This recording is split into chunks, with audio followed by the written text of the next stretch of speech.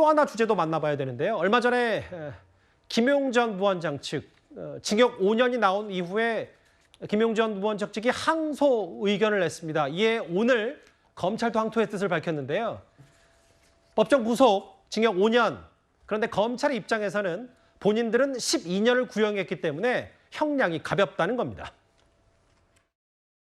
선고 앞두고 있는데 심경 한 말씀 해주시자면요. 선고 받고 나와서 말씀드릴게요. 유등교사로 계속 수사하고 있는데. 아니 저하고는 상관없습니다. 저로서는 이제 납득하기 어려운 판결이고요. 항소심에서 다투면은 진실이 밝혀질 것이라고 그렇게 생각하고 있습니다. 대한민국은 지방자치단체 공직자가 지방자치단체의 개발 사업 관련해서 거액의 뇌물과 불법 자금을 받으면 감옥에 가야 하는 나라입니다. 지난주에 정확히 지난주 목요일 일주일 전 이 시간에 김용 전 부원장 징역 5년 법정 구속 이렇게 됐었는데 검찰 얘기는 이렇습니다. 범죄 중대성에 비춰서 선고형이 너무 가볍고 객관적인 증거 관계, 대법원 판례 등에 배치된다. 검찰의 이 메시지는 정혁진 변호사 어떻게 들으셨습니까?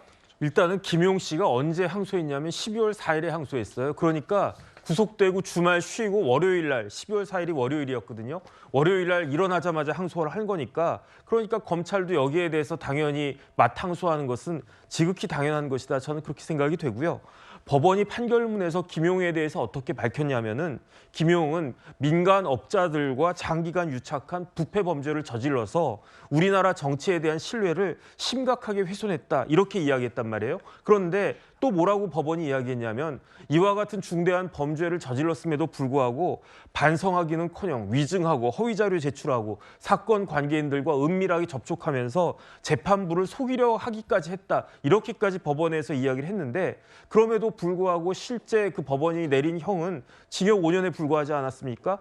검찰이 구형을 얼마를 했냐면은 징역 12년에다가 벌금은 3억 8천, 추징금은 7억 9천 이렇게 했는데 그 검찰이 보기에는 법원이 말은 이렇게 중대한 범죄를 저질렀다라고 하면서 실질적으로는 형이 그에 미치지 못한 형을 갖다가 한 것이 아닌가 그렇게 생각을 하는 거죠. 그렇기 때문에 만약에 항소심에서도 김용 씨가 이렇게 반성하는 태도를 보이지 않고 지금과 똑같은 모습을 보인다라고 하면 오히려 항소심에서 형량이 더 높아질 가능성도 있겠다. 저는 그렇게 생각이 됩니다.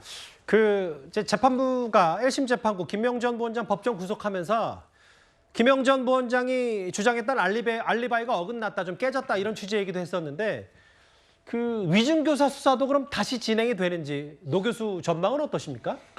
검찰이 지금 저기 나온 것처럼 2021년 5월이라고 처음에는 유동규 씨가 김용 전 김용 전 부원장에게 1억 원을 전달했던 날짜를 처음에는 5월이라고만 얘기했었거든요.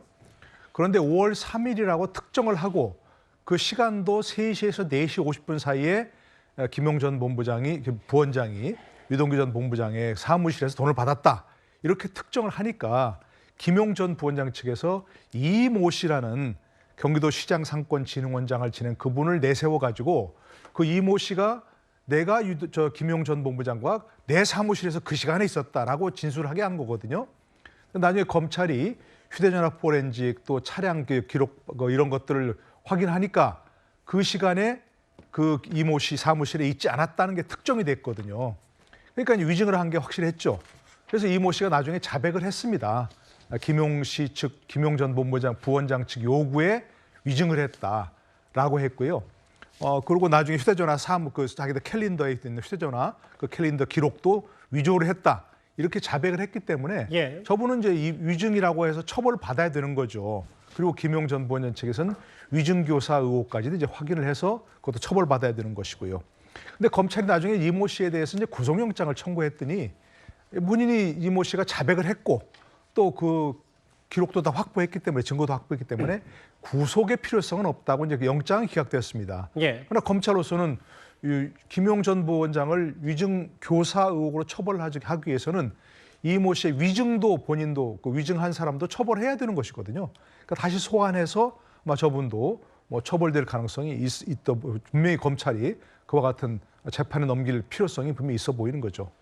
김용 전 부원장 항소심 관련된 얘기와 함께 유동규 전 본부장 얘기. 교통사고 이후에 나는 절대로 극단적인 선택을 하지 않는다라고 하면서 몸 빨리 추스려서 다음 주라도 재판에 나가겠다는, 앞으로도 진실을 얘기할 거라는 유 전 본부장의 목소리 얘기까지 저희가 하나하나 준비해서 만나봤습니다. 다음 주에는 뉴스탑10이 준비한 또 다른 상위권 주제입니다.